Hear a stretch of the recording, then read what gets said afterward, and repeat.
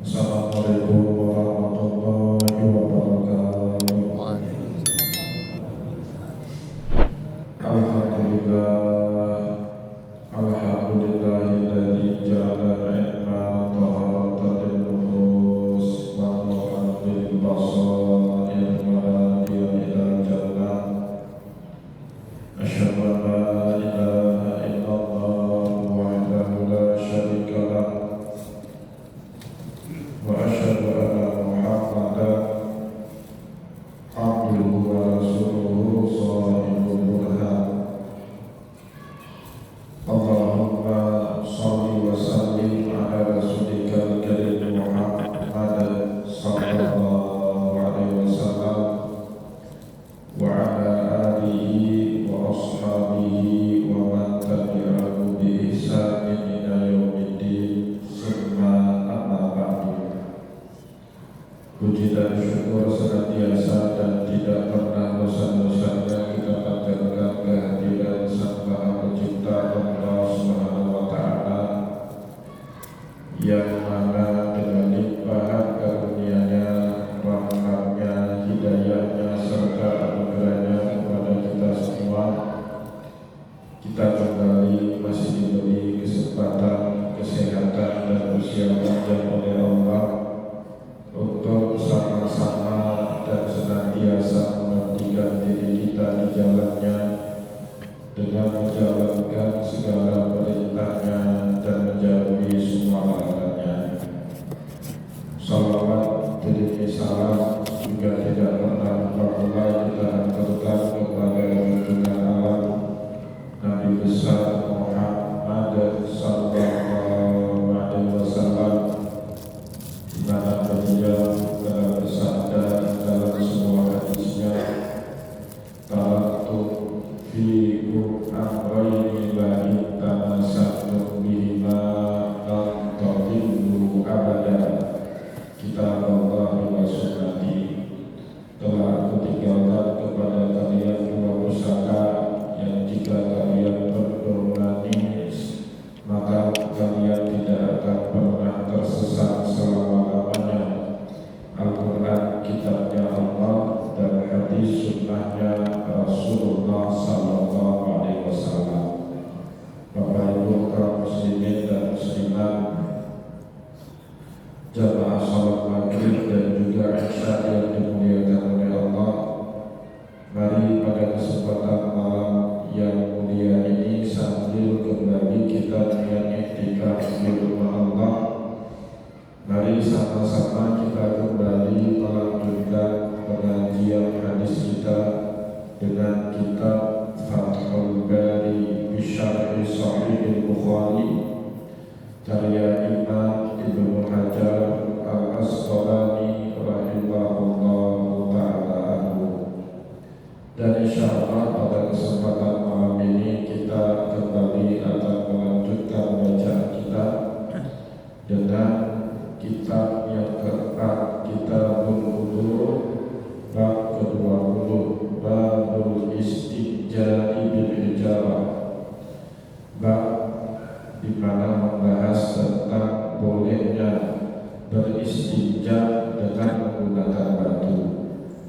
Bapak Ibu kaum muslimin dan muslimat jamaah pengajian yang dimuliakan oleh Allah, Imam Ibnu Hajar Al-Asqalani sebelum membahaskan kepada kita hadis nomor 155 di dalam kitab ke-20 ini, beliau langsung memberikan catatan penting dengan judul bab yang dituliskan oleh Imam Bukhari, babul istijari bil hijarati, bab bolehnya istinja ataupun cebok menggunakan batu, atau yang di dalam ilmu fikih disebut dengan istijmar. Setiap kali kita cebok atau membersihkan diri setelah buang air besar maupun buang air kecil menggunakan benda kasar selain daripada air, disebut dengan istilah istijmar. Bapak Ibu kaum muslimin dan muslimat yang dimuliakan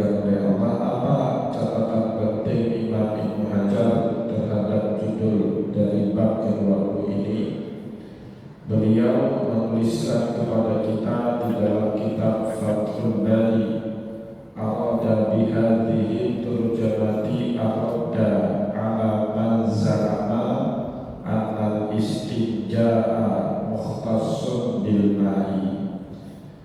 Dari judul bab pada bab ke-20 ini sekaligus menjadi bantahan bagi barang siapa saja yang menduga kalau istinja ataupun cebok baik dari buang air besar maupun buang air kecil mukhtasun bil ma' hanya boleh dengan air, maka terbantah dengan sendirinya dengan judul bab ke-20 di dalam Sahih Bukhari ini. Rasulullah SAW sebagaimana nanti hadis nomor 155 di dalam bab 20 diceritakan oleh Abu Hurairah radhiyallahu anhu, beliau bahkan pernah dan juga bahkan sering mencebok dari buang air besar dan buang air kecil menggunakan batu. Kadang-kadang menggunakan batu sekaligus air. Nabi Muhammad mencontohkan itu. Pertama menggunakan batu, baru diakhiri dengan cebok menggunakan air. Bahkan Bapak Ibu, sunnah Nabi ini istijmar dan istijmar, istinja dan istijmar digabung dalam satu kali cebok. Itu ditiru, diikuti oleh masyarakat Kuba di zaman hidupnya Rasulullah. Jadi orang Kuba di zaman itu bukan Kuba di zaman sekarang, Bapak Ibu.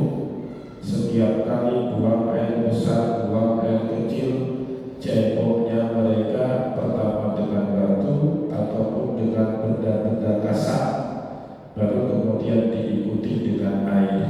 Nah, sikap mereka yang melakukan double cebok ini mendapatkan pujian dari Allah Subhanahu wa taala di dalam Al-Qur'an surat At-Taubah. La taqum fihi abada la masjidun ussisa 'ala taqwa min awwal yawmin ahaqqu an taquma fihi rijalun yuhibbuna an yatatahharu wallahu yuhibbul mutahhirin. Kata Allah di dalam ayat tadi, la masjidun ussisa 'ala taqwa. Masjid itu dibangun atas dasar takwa. Min awwal yaumin ahaqqu an taquma fi. Semenjak pertama sekali dia didirikan di muka bumi ini. Kita tahu bersama Bapak Ibu, masjid pertama dalam sejarah Islam yang dibangun langsung dengan tangan Nabi Muhammad SAW adalah Masjid Kuba. Dan kemudian Allah Subhanahu wa taala memuji tinggi-tinggi masyarakat Kuba, jamaah Masjid Kuba. Kata Allah di akhir ayat itu, fihi rijalun yuhibbuna an yatatahharu. Di dalam Masjid Kuba itu banyak orang, banyak jamaah yang senang bertahara, bersuci. Wallahu yuhibbul mutahhirin. Dan Allah Subhanahu wa taala paling senang terhadap orang yang suka bersuci. Para sahabat saat tahu ayat itu turun untuk memuji jamaah sholat di Masjid Kuba, mereka pun langsung mendatangi penduduk ataupun masyarakat di Kuba, bertanya, apa amalan yang kalian lakukan? Sampai-sampai Allah Subhanahu wa taala memuji kalian di dalam sebuah ayat pada surat At-Taubah. Maka Bapak Ibu, kaum muslimin dan muslimat, jamaah sholat maghrib dan juga isya yang dimuliakan oleh Allah, sahabat-sahabat yang ada di Kuba pun menjawab, kami menggabung dua metode suci yang dicontohkan oleh Nabi kepada kita, istijmar wal istinja, menggunakan batu atau benda kasar terlebih dahulu. Kenapa benda kasar, Bapak Ibu? Karena sebagaimana riwayat yang juga sudah kita baca pada pertemuan yang lalu, Nabi Muhammad tidak menggunakan batu saja pada saat beliau beristijmar, tapi Nabi juga menggunakan benda-benda yang lain, malam yakun rausan, selama benda itu bukanlah kotoran. Misalnya di dalam hadis nomor 148 pada beberapa pertemuan yang lalu kita baca hamalan ansa ma'al mani fil istinja, Nabi Muhammad dibawakan oleh sahabat Anas bin Malik anza. Anza itu tongkat ataupun kayu, batang kayu ya, yang dipakai oleh Nabi Muhammad untuk beliau cebok saat buang air besar. Nah, di situ kemudian para ulama mengatakan yang dimaksud dengan istijmar tidak melulu dengan batu, boleh dengan benda apapun yang kasar, asal bukanlah benda yang termasuk bagian kotoran ataupun najis. Ya, di zaman kita sekarang seperti tisu WC ya, ataupun kertas itu masuk bagian daripada makna istijmar. Bapak Ibu kaum muslimin dan muslimat jamaah pengajian yang dimuliakan oleh Allah, bahkan di dalam mazhab kita Syafi'i difatwakan oleh para ulama Syafi'iyah wa yajuzul istijmari ma'a wujudil ma, boleh kita beristijmar saja saat cebok dari buang air besar maupun buang air kecil, walaupun bersama dengan kita tidak susah air. Air ada, kita hidupkan keran, ada air Bapak Ibu, tapi kita tidak mau pakai air, kita mau pakai tisu saja ceboknya, boleh nggak? Boleh. Maaf wujudil ma, meskipun bersama kita dengan ada air. Beda dengan hukum bersuci menggunakan tayamum. Nah, itu beda Bapak Ibu. Kalau tayamum itu pengganti, tidak boleh kita beralih berwudu ataupun mandi junub menggunakan air sampai air itu benar-benar susah ataupun tidak kita temukan. Nah, maka di dalam ayat itu kan disebut fa'illam tajidu ma'an, jika kalian tidak punya air. Jadi para ulama tafsir memaknakan firman Allah di dalam ayat tadi fa'illam tajidu ma'an, maknanya dua. Jika kalian tidak menemukan air atau air ada bersama kalian tapi kalian tidak bisa menggunakannya. Nah, kenapa? Sakit misalnya ya. Nah, kita tidak bisa menggunakan air, baru kata Allah fatayammamu sha'idan thayyiban, kalian beralih dari berwudu menggunakan air, tayamum menggunakan tanah, atau beralih dari mandi junub menggunakan air dengan cukup bertayamum menggunakan tanah. Dan itu sesuai Bapak Ibu dengan muqabalatul hal, peristiwa yang melatar belakangi turunnya syariat tayamum kepada Rasulullah. Tayamum ini Bapak Ibu termasuk syariat belakangan yang turun ya, setelah perang Hunain. Jadi biasa, seperti kebiasaan Nabi, setiap kali beliau perang, Nabi Muhammad biasanya ikut membawa beberapa istrinya ke dalam medan perang. Diundi, dikurah sama Nabi, giliran perang ini siapa yang ikut. Kebetulan dalam perang Hunain itu yang ikut istrinya Nabi, Sayyidah Aisyah radhiyallahu anha. Setelah selesai dari perang Hunain, kembali ke kota Madinah, Sayyidah Aisyah keluar rombongan. Berhentilah rombongan karena beliau ingin buang hajat, buang air besar, buang air kecil, sambilan pasukan perang pada saat itu istirahat. Sekembalinya Bapak Ibu yang dimuliakan oleh Allah, Sayyidah Aisyah buang air besar, buang air kecil, ternyata perhiasan beliau tinggal di tempat tadi beliau buang hajat. Maka Rasulullah minta bantu para sahabat untuk mencarikan perhiasan, cari, dirikan kemah, dilaporkan kemudian kepada Nabi, ya Rasulullah, persediaan air kita ini mulai menipis. Kalau dipakai nanti untuk mungkin tidak cukup air kita untuk sampai membawa pulang kita ke kota Madinah. Bingung Nabi Muhammad menghadapi keadaan seperti itu. Tidak lama kemudian turun ayat yang membolehkan kita untuk bertayamum, ya, fa'in lam tajidu ma'an fatayammamu sa'idan thayyiban famsahu biwujuhikum wa aydikum.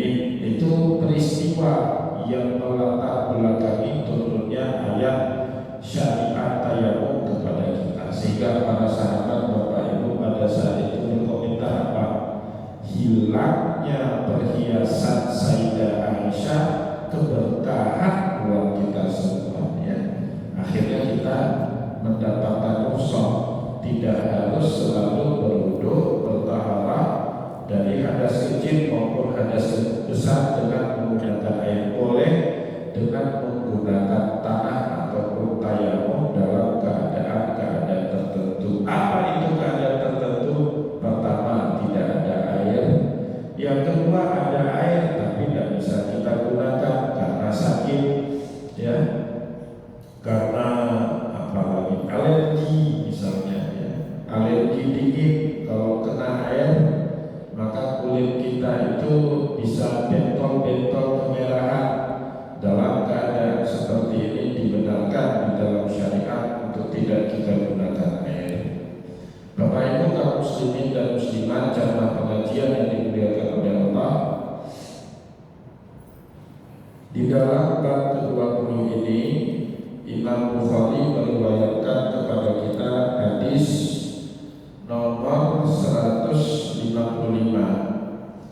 Haddatsana Ahmad bin Muhammad al-Makkiyu qala haddatsana Amr bin Yahya bin Sa'id bin Amr al-Makki an-Jaddihi an Abi Hurairah radhiyallahu anhu. Diriwayatkan pada perawi paling atas sahabat Nabi, nama asli beliau Abdurrahman bin Sakhril ad-Dusi al-Yamani, tapi lebih dikenal dengan nama Abu Hurairah. Beliau berkata kepada kita, qala, berkata Abu Hurairah, ittaba'tu Nabiyya sallallahu alaihi wasallam wa kharaja li hajatihi. Pada suatu waktu aku ikut mengekor di belakang Rasulullah sallallahu alaihi wasallam wa kharaja li hajatihi, dan pada saat itu Rasulullah keluar dari rumahnya untuk menunaikan hajatnya. Wa kana la yaltafitu, Nabi Muhammad pada saat keluar ingin buang hajat, beliau tidak menoleh kanan kiri. Jadi Bapak Ibu, dari sini Imam Ibnu Hajar al-Asqalani mengambil beberapa kesimpulan ilmu kepada kita, ya. Dari hadis ini beliau mengatakan apa? Boleh dan bahkan hukumnya sunnah. Di sini beliau menjelaskan kepada kita boleh bahkan hukumnya sunnah. Wa fil hadisi jawazu ittiba'is sadati wa illam yu'maru bidzalik. Di dalam hadis ini adanya kebolehan, bahkan kesunahan, karena dilakukan oleh sahabat, diketahui oleh Nabi, dan Nabi tidak menyanggah ataupun tidak membantah dan melarang sahabat melakukan itu. Apa itu? Ittiba'us sadati, mengikuti orang yang mulia, seorang guru, alim ataupun tokoh di tengah masyarakat kita. Wa illam yu'maru bidzalik, meskipun mereka tidak minta atau tidak memerintahkan kita melakukan itu. Jadi apa yang dilakukan oleh Abu Hurairah radhiyallahu anhu itu atas inisiatif diri beliau sendiri. Nabi Muhammad bersama dengan para sahabat sedang berada di dalam rumahnya Rasulullah. Tiba-tiba wajah al-Qatanahu, perut Rasulullah SAW terasa mules, ingin ke belakang. Pada zaman itu Bapak Ibu belum ada kamar mandi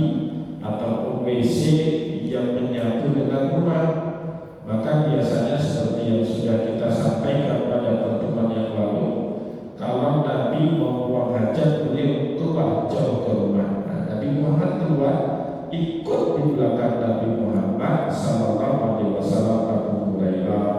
Nabi Muhammad tidak meminta, tidak memerintahkan Abu Hurairah melakukan itu, tapi Abu Hurairah atas inisiatif dirinya sendiri melakukan hal tersebut. Maka disimpulkan kemudian oleh Imam Ibnu Hajar Al-Asqalani, jawazu ittiba'i sadati wa illam yu'baru bidzalik. Boleh hukumnya kita mengikuti orang terhormat, guru kita, tokoh kita, panutan kita, untuk membantu mereka dalam menyelesaikan urusannya. Apapun urusan mereka kita bantu, itu salah satu perkara yang baik, sebagaimana dicontohkan oleh Abu Hurairah saat berkhidmat kepada Rasulullah sallallahu alaihi wasallam. Wastahdamal imam ba'da ra'iyatihi, untuk mengistikhdam atau untuk mengkhidmat imam ya terhadap jasa-jasa mereka dalam mengayomi umat. Itu suatu hal yang logis kita lakukan Bapak Ibu setelah kita merasakan manfaat dari ilmu guru kita, dari kehadiran dan kebijaksanaan tokoh-tokoh kita ya, dan hal-hal yang lain. Maka oleh sebab itu di dalam hadis ini diceritakan kepada kita oleh Abu Hurairah, ittaba'tu Nabiyya sallallahu alaihi wasallam wa kharaja li hajatihi, aku mengikuti atau berjalan di belakang Nabi pada saat Rasulullah keluar dari rumahnya untuk menunaikan hajatnya. Wa kana la yaltafit, Nabi Muhammad sallallahu alaihi wasallam pada saat itu la yanturuna shimalan wa la yaminan. Itu makna la yaltafit. Beliau tidak menoleh kanan kiri, depan belakang, dan lurus terus jalan. Kenapa Bapak Ibu? Ingat, Nabi Muhammad tokoh. Kalau beliau keluar, pasti ramai dan banyak orang yang ingin mendekat dan berbicara sama beliau. Ya, itu pasti. Coba lihat kalau ada tokoh datang, Pak, itu susah sekali tokoh itu untuk menghindar dari keramaian. Ya. Saya pernah satu kali safari Ramadan. Itu tokoh baru sekali berkepala dinas. Safari Ramadan ke Palu di Aceh Utara, Bapak Ibu. Nah, setelah safari Ramadan ada penyerahan bantuan dari pemerintah Aceh ke masjid itu oleh kepala dinas yang bersangkutan. Setelah itu ada ramah-tamah, datang masyarakat ngomong ABCD, ada yang buat proposal, ada yang curhat mengeluh kesahkan. Itu Pak Kepala Dinas, kalau nggak ada ajudan nggak bisa pulang malam itu. Tertangkap beliau di situ ya. Tapi ajudannya pintar, ajudannya pintar. Pak, kita itu sudah ditunggu sama Pak Bupati. Oh iya, nyola kemah, belum kali berani Pak Bupati. Kemudian kita penggambaran lebih panjang. Tapi insya Allah semua aspirasi Bapak Ibu, kata Pak Kepala Dinas yang bersangkutan, akan berperuh Pak Gubernur. Naiklah kita mobil. Kebetulan saya semobil dengan Pak Kepala Dinas. Begitu sampai di mobil, Pak Kepala Dinas itu sambil taruh peci. Itu kan ada mobil di depannya, itu di depan sopir taruh peci. Ustaz, kita makan sate matang di mana? Nah, tadi kan kita katanya ada diundang sama Bupati.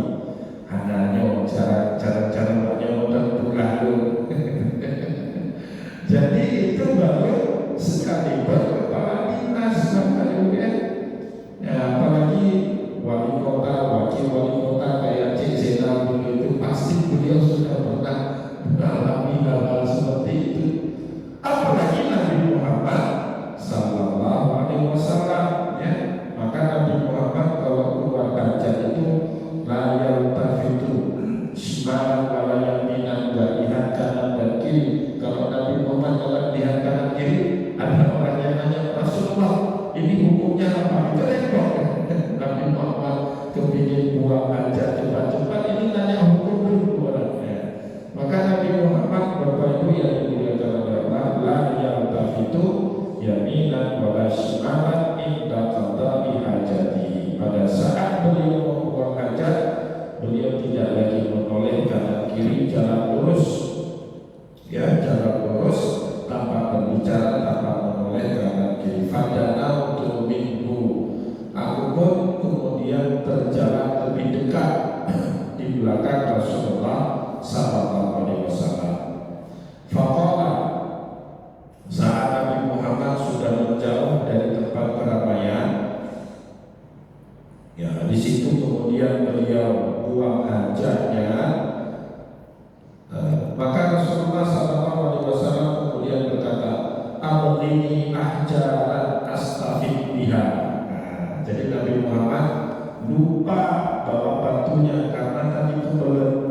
Kamu kalah Bapak Ibu, orang yang kebelet itu kan hilang semua prioritasnya. Prioritas itu yang satu-satunya buang hajat itu, ya. Dia nggak pikir ada air apa enggak. Saya sering juga kadang-kadang itu pernah ke masjid, ya, masuk ke kamar mandi kencing, kita habis kencing nggak ada air. Itu kan naas sebenarnya. Ya tadi orang yang sudah kebelet, dia nggak pikir ini ada air, buka air dulu tes, nggak pikir dia Pak. Yang dia pikirkan satu-satunya bagaimana yang membuat dia menderita itu cepat dikeluarkan. Setelah dikeluarkan baru aman, baru dia bisa berpikir dengan jernih, dengan akal sehat. Begitu juga Nabi, seandainya hari itu tidak ada yang ekor mengikuti Nabi di belakang, repot Nabi, buang kotoran, tapi tidak ada batu, tidak ada air. Ya siapa yang membantu Nabi Muhammad? Tapi saat Rasulullah tahu ada Abu Hurairah, Nabi Muhammad tuntaskan hajatnya terlebih dahulu. Di saat itu kemudian Nabi minta bantu kepada Abu Hurairah radhiyallahu anhu dengan berkata, "Amrini ahjara astafid biha au nahmuha." Tolong ambilkan kepada saya beberapa buah batu, ya, beberapa buah batu astafid biha, untuk saya gunakan untuk beristijmar ataupun cebok. Bapak Ibu yang dimuliakan oleh Allah, di dalam ada buang air besar, buang air kecil, kita kan sebenarnya dilarang bicara, nggak boleh ngomong sebenarnya. Illa inda daruratin aw hajatin biha, kecuali yang dibenarkan itu saat ada keperluan atau dalam keadaan darurat, itu boleh kita ngomong. Selain daripada itu Bapak Ibu, kita tidak boleh ngomong. Nah, ini dipahami oleh para ulama keadaan darurat yang dialami oleh Rasulullah SAW.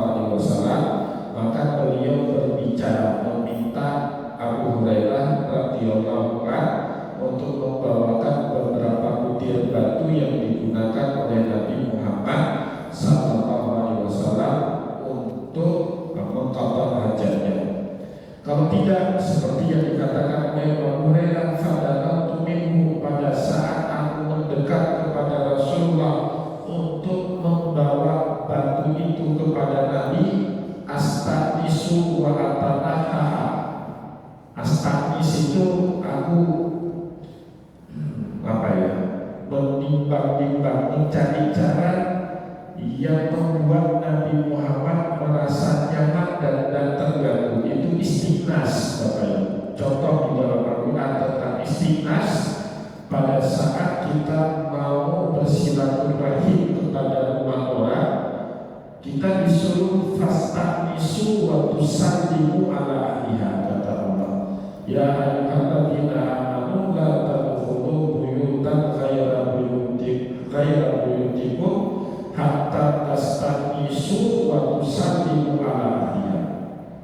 Hai orang-orang yang beriman, jangan kalian masuk rumah yang bukan menjadi milik kalian hatta tastanisu, sampai kalian benar-benar merasa kedatangan kalian itu dan mengganggu shahibul bait. Nah, itu namanya istighnas, Bapak Ibu.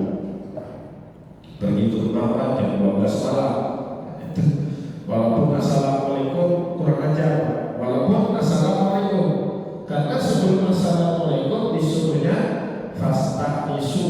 salli, baru boleh salam setelah istighnas. Yang pergi ke rumah orang saat orang sudah istirahat itu tidak benar. Pergilah ke rumah orang fil waqtil muqtadi fil waqtil muqtadi, waktu yang memang menurut masyarakat setempat cocok untuk kita silaturahmi. Untuk orang Aceh jam 9 malam, jam 10 malam itu masih cocok kita silaturahmi untuk orang Aceh. Tapi kalau kita di Jakarta silaturahmi ke rumah orang jam 10 malam itu udah malam. Di Jakarta, di Semarang jam 10 malam itu sudah larut. Itu beda-beda waktu antara satu tempat dengan tempat yang lain. Kita disuruh sama Allah untuk merasa-rasa, menimbang-nimbang kenyamanan orang sebelum kita silaturahmi kepada orang itu. Begitu juga yang dilakukan oleh Abu Hurairah. Pada minggu aku bawa beberapa butir batu yang diperlukan oleh Nabi untuk cebok. Astaghisu wa atanaha, aku berikan isyarat dengan berdoa supaya membuat Nabi merasa nyaman, gak diajak ngomong. Kenapa? Abu Hurairah tidak punya kebutuhan untuk mengajak bicara Rasulullah Sallallahu Alaihi Wasallam.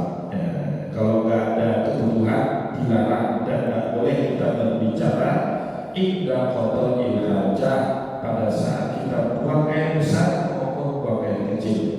Kalaupun ada orang naulil di dalam Pak Gubernur baru diam. Kalau enggak jawab terus. Dulu saya tinggal waktu di pesantren. Waktu di pesantren ada, entah kenapa biasanya guru itu, tengku itu punya kamar mandi sendiri. Tapi hari itu tengku kita itu pakai kamar mandi santri. Pergi ke kamar santri, ke kamar ke WC santri, mungkin karena sudah kebelet langsung dia masuk di situ dan lama. Biasanya subuh kan, mau sholat subuh itu antrian kamar mandi itu kan panjang. Ini kenapa lama kali digetor sama teman?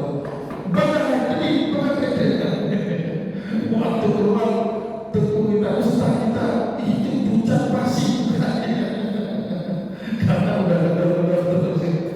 Siapa tadi yang gedor-gedor? Gak ada yang laku. Padahal yang antri ada 3-4 orang di depan kamar mandi. Jadi bahaya juga ini, terlalu kuat ketok-ketok pintu kamar mandi orang itu bahaya juga. Bahkan saya pernah lihat di Masjidil Haram berantak waktu haji 2022 kemarin berantak. Satu kamar mandi di musim haji di Masjidil Haram, ngantrinya itu bisa 2-3 orang, 2-3 orang satu kamar mandi. Masuk orang India, dia nggak kompen itu, suka-suka dia satu jam. Waktu keluar bisa berantak, lupa sakit perutnya, lupa berantak berantak begini. Padahal biasanya kan masuk itu enggak ya, berantak dulu, udah capek berantak baru masuk ke kamar mandi. Itu akhir zaman seperti itu ya, Rasulullah contohkan seperti itu. Jadi buat nyaman orang yang sedang buang hajat. Jadi kalau ada orang cukup diketok, kalau ada isyarat dari dalam, oh udah cukup. Tandanya ada orang, ya sudah, Pak boleh buang, banyak-banyak sabar, banyak-banyak zikir di situ ya. Yang seperti Abu Hurairah radhiyallahu anhu, astaghisu wa atanaha, beliau memberi model dengan berdoa supaya membuat Nabi Muhammad nyaman. Mana siapa itu? Tanya Nabi. Fakultu Abu Hurairah.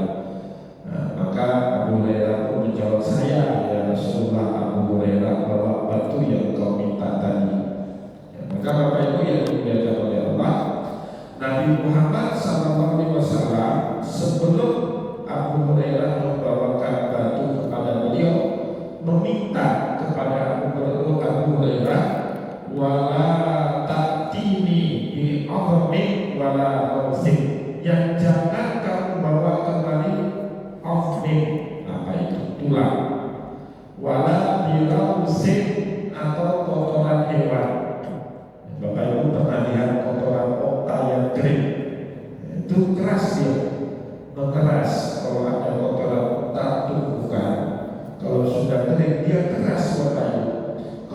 oleh 4 orang pencok juga kepala kita itu. Nah, itu kan keras kayak batu ya. Nah itu juga nggak boleh dipakai walaupun benda keras, benda kasar. Nah, jangan, nggak boleh. Walau diamumin atau tidak boleh juga tulang kan benda keras, benda kasar. Tapi dua benda itu dilarang oleh Nabi Muhammad SAW kita pakai untuk buang atau kita pakai untuk beristijmar. Tidak boleh dengan tulang, tidak boleh dengan kotoran. Fa'atihi bi ahjari. Maka Abu Hurairah radhiyallahu anhu pun berkata fa'atihi bi ahjari. Aku pun membawa beberapa butir batu kepada Rasulullah SAW bitanfil siyabi yang dimasukkan ke ujung pakaiannya Abu Hurairah. Jadi batu-batu itu ditaruh di ujung pakaiannya Abu Hurairah, dibawa untuk dipakai oleh Nabi Muhammad SAW saat beliau cebok dari buang kotoran atau buang hajatnya. Tuha ila jambihi. Nah, maka kemudian aku letakkan di dekat dengan Nabi Muhammad. Wa a'ratu anhu. Aku pun kemudian berbalik menjauh dari Rasulullah SAW. Bapak Ibu kaum muslimin dan muslimat jamaah pengajian yang dimuliakan oleh Allah, seperti yang sudah kita jelaskan tadi di awal, dari hadis ini Imam Ibnu Hajar Al-Asqalani meresume atau menarik beberapa kesimpulan penting. Yang pertama yang tadi yang sudah kita baca, jawazu ittiba sadati wa illam yu'maru bidzalik, boleh hukumnya kita mengikuti panutan kita kemanapun mereka pergi, wa illam yu'maru bidzalik, meskipun mereka tidak minta itu dengan tujuan membantu memudahkan urusan mereka dan membantu apa yang mereka perlukan. Itu pelajaran yang pertama yang kita bisa petik dari hadis tadi. Yang kedua, al-iradu an-qada'il hajati. Hukumnya sunnah kita berpaling dari orang yang sedang buang kotoran, bukan diintik. Kalau sekarang diintik, aneh juga umat akhir zaman ini suka intik orang yang buang kotoran. Hukumnya disuruh paling. Nah, maka saya nggak setuju itu Pak. Kalau di bandara itu kan ada aja. Saya nggak tahu toilet ibu-ibu bagaimana, tapi kalau toilet bapak-bapak berdiri cuma disekat dikit itu paling nggak nyaman kita buang air kecil di tempat seperti itu. Ya, paling nggak nyaman. Kencingnya berdiri, kemudian diberi sekat dikit, bahkan di bandara tertentu di luar negeri atau mungkin juga di luar Aceh itu tidak ada sekatnya. Aduh, sudah kencingnya berdiri, tidak ada sekat. Nah, kadang-kadang kencingnya itu kalau nggak ada batas di pistonnya itu tambah lagi ke celana kita. Ada sebagian toiletnya itu nggak ada batas, nggak dikasih fiber pembatas. Itu salah-salah, apalagi kalau deras kencingnya. Bapak Ibu minum 3 botol air, kencing deras, itu muter itu ke celana kita. Kalau sudah muter ke celana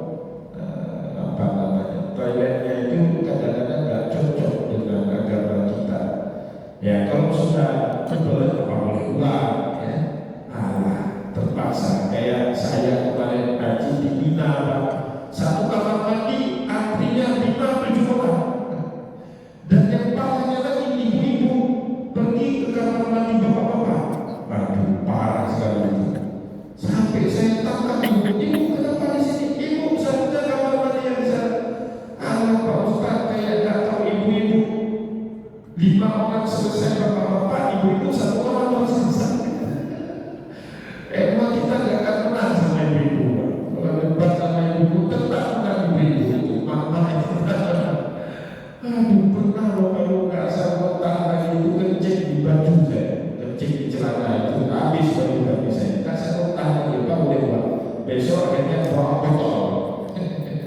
Udah lihat tripannya pakai botol, cari di tempat kosong, udah tembak di situ. Apa boleh buat darurat? Ya di Mina keterbatasan sekali, ya serba terbatas di Mina. Kamar mandi dikit, orangnya ramai, ya agak susah, itu beda.